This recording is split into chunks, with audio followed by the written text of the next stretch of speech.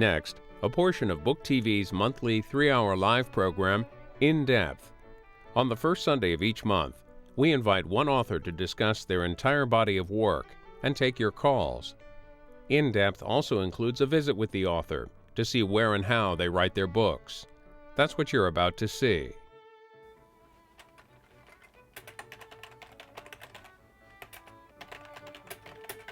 When you're writing, what's a typical day like for you? It really depends on what I'm writing, because I do such a range of things. If I'm writing a newspaper column for the New York Post, my home base, or for USA Today, or another paper, the structure is pretty much, I've either thought about the subject for a couple days, or if it's headline event, I'll see what happened overnight, get up, decide that's what we're going to do today, and then go for a jog. And while I'm running, I will structure the story and just basically write it in my head. Get the, more than just an outline, put some meat in the bones, and then I'll come back.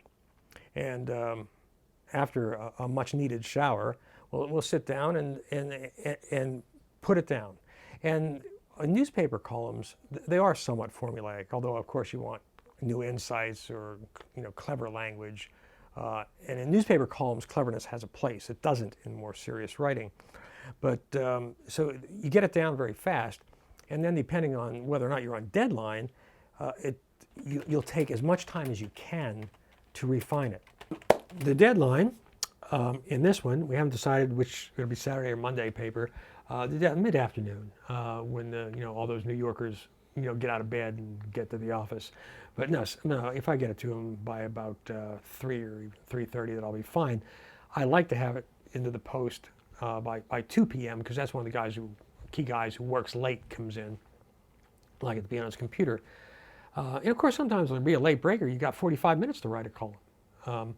But this one, because it's not really headline driven, I've got more flexibility with it. I really started thinking about it yesterday, wrote it in my head when I was out jogging this morning before the heat struck. And now I'm just trying to get it down. And once I get it down, get the body of it down, it'll probably start out as 850 to 900 words, and I'll hack at it and then scalpel it and then polish it until it's down around 700 to 750 words. And right now we are writing about, is dissent the highest form of patriotism? I would say it's not. And by the way, Thomas Jefferson never said it. And, let me see if I can get this down before I lose it. Okay, I'm looking for an adjective now before the word emotion. You got to keep the adjectives to a minimum in newspaper writing. But if you use the right one at the right time, it can have great power. So I'm looking, but dissent must be based on facts, not some kind of emotion. I could say just not emotion, but I just feel like that's a place where you can get that extra, 1-2 punch in there. So not, I'd use the word inchoate, but it's not the right word for the New York Post. So, but dissent must be based on facts, not vague emotions. That's not quite right.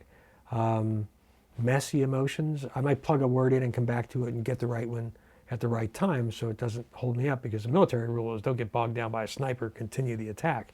So, but dissent must be based on facts, not, for now let's put in sloppy emotions. And that comes pretty close. Because I think on the extreme right and left, much of what passes for dissent is simply sloppy, emotional, uncritical reactions. I don't like those guys on the other side, therefore, blah, blah, blah. Nonfiction, while I always take everything I write seriously, make it the best I can, nonetheless, with nonfiction, it is somewhat formulaic.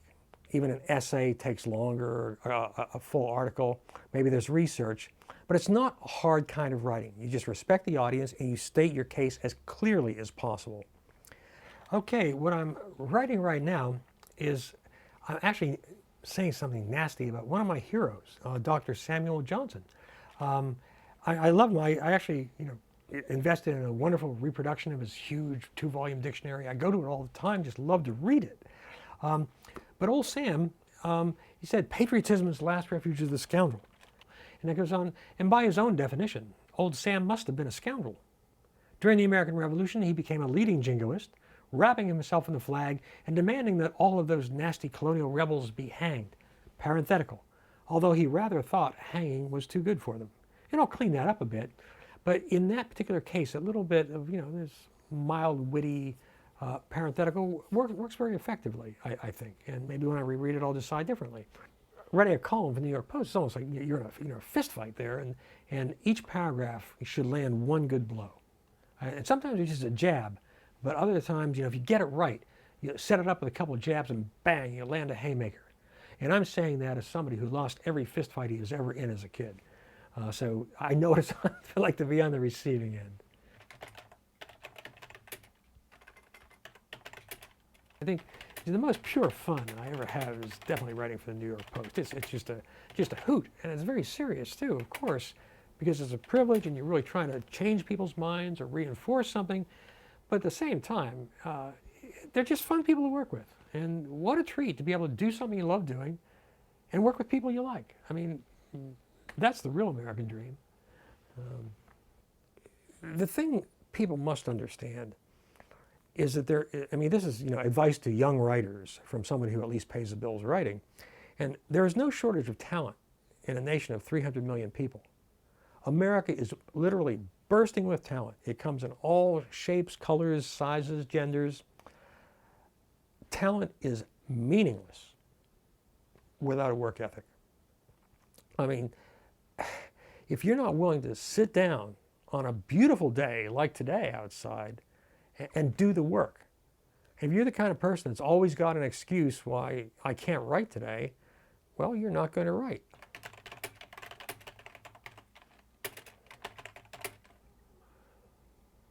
And sometimes I do read things, sort of whisper them out loud to myself to get the rhythm right. Because the rhythm in a newspaper column is a different rhythm than a novel. Novels have many different rhythms, although there's always that iambic pentameter undertow. But when you're doing the rhythm for a newspaper column for the Post, it's a pull rhythm. You want the rhythm, it's not stately. You want it to pull you toward the next sentence, toward the next graph, toward the next idea. You used the wrong word there. Words have specific meanings. I was using the word declaim, and I didn't mean declaim. That sounds good, but it's wrong. Don't sit down to write, my artistic masterpiece. Respect the reader. Deliver on craft. I like that image of the old New England furniture makers. Do the best you can within the context of that assignment or that project. Always give your best, whether it's for the Punxsutawney Daily Intelligencer or the Washington Post, whether it's a novel or just a blurb you're giving to somebody else. Always do the best you can. And I see so many young people that want to make it now, want shortcuts. It takes a long time. A few people get that magic break. Some people, their first novel is a great novel. Sometimes their second one's not so great. But if you want to be a writer, you really have to think in terms of decades and beyond. I mean, it's a career. I think one of the reasons I write, especially the fiction, of course, and looking for trouble where I didn't want things to be lost, I didn't want memories to be lost, is because I can't bear the thought that these things just go away. I mean, that's the classic, that's superficial, I understand, it's, Weltschmerz, blah, blah, blah. But I don't care, that's who I am. I just love the physical world around us. I don't need theosophy. I don't need to see the hidden truth behind the veil of Maya. I love the world I live in, always have. It's a delight. Right now we have fresh raspberries down in the woods. And to go down in the morning, we're still a little chilly, and reach into the brambles and pick out those raspberries. And there's still a little bit of dew on them, and bring them back up and have them for breakfast. What a gift. What a gift. In Depth airs live at noon Eastern on the first Sunday of each month on Book TV on C-SPAN 2. Log on to booktv.org for information about upcoming guests.